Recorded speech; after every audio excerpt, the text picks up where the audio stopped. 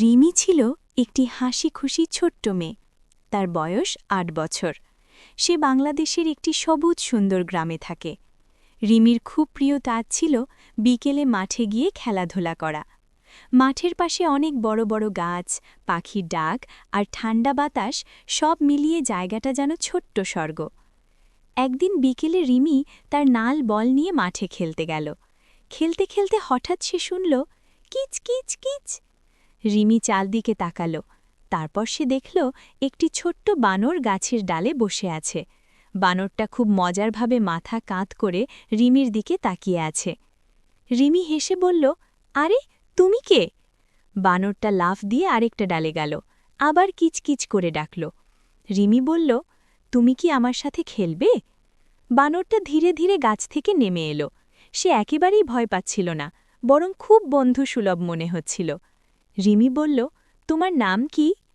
বানর তো কথা বলতে পারে না, তাই রিমি নিজেই হেসে বলল, ঠিক আছে, আজ থেকে তোমার নাম মুনু।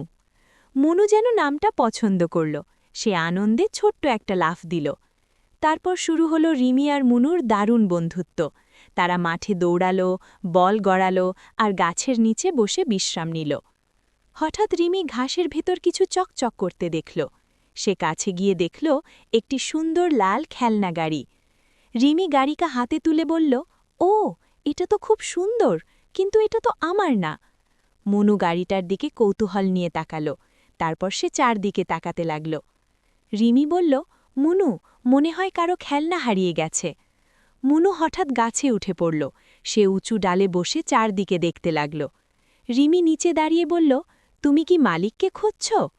কিছুক্ষণ পরে মুনু দ্রুত গাছ থেকে নেমে এলো। তারপর সে রিমির হাত ধরে টানতে লাগল। রিমি হাসল, আচ্ছা আচ্ছা, বুঝেছি, তুমি কিছু দেখেছ। রিমি আর মুনু একটু দূরে হাঁটতে লাগল। মাঠের অন্য পাশে গিয়ে তারা দেখল একটি ছোট্ট ছেলে গাছের নিচে বসে আছে। ছেলেটার মুখটা একটু মন খারাপের মতো। রিমি ধীরে ধীরে কাছে গিয়ে বলল, তুমি কি কিছু খুঁজছ? ছেলেটা মাথা তুলে বলল, হ্যাঁ, আমার লাল খেলনা গাড়িটা হারিয়ে গেছে। রিমি হাসল, এটা কি সেই গাড়ি? সে তার হাতে থাকা লাল গাড়িটা দেখাল। ছেলেটার চোখ হঠাৎ বড় হয়ে গেল। সে আনন্দে বলল, হ্যাঁ, এটা তো আমারই গাড়ি। ছেলেটা খুব খুশি হয়ে বলল, ধন্যবাদ, আমি অনেক খুঁড়ছিলাম। মুনু তখন আনন্দে লাফাতে লাগল। সে গাছের ডালে উঠে আবার নিচে নামল। ছেলেটা বলল, তুমি চাইলে এটা নিজের কাছে রাখতে পারতে। রিমি মিষ্টি করে বলল, না, অন্যের জিনিস নিজের কাছে রাখা ঠিক না। ছেলেটা হাসল। তার নাম ছিল স্বামী। সে বলল, তুমি খুব ভালো মেয়ে। তারপর তারা তিনজনেই একসাথে একটু খেলল। মুনু গাছে উঠে মজার মজার কাণ্ড করতে লাগল, আর রিমি আর স্বামী হেসে হেসে দেখল। আকাশে তখন ধীরে ধীরে সূর্য লাল হয়ে নামতে শুরু করেছে। রিমি বলল, আমাকে এখন বাড়ি যেতে হবে। স্বামী বলল, আজ তোমার সাথে দেখা হয়ে খুব ভালো লাগল। মুনু গাছের ডালে উঠে হাত নাড়ল, যেন বলছে, আবার দেখা হবে। রিমি হাঁটতে হাঁটতে বাড়ির দিকে গেল। তার মনটা খুব খুশি লাগছিল।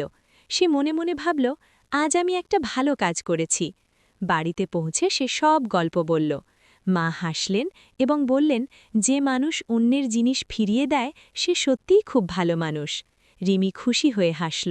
আর দূরে মাঠের বাছে বসে মুনু বানরটা আবার কিচকিচ করে ডাকল। নৈতিক শিক্ষা: অন্যের জিনিস কখনো নিজের কাছে রাখা উচিত নয়। সততা আর সাহায্য করার মন আমাদের সবার প্রিয় মানুষ বানায়। এই রকম শিক্ষামূলক ভিডিও দেখতে এখনই সাবস্ক্রাইব করো শিক্ষা টুর আর বেল বাটনটা অন করে রাখো।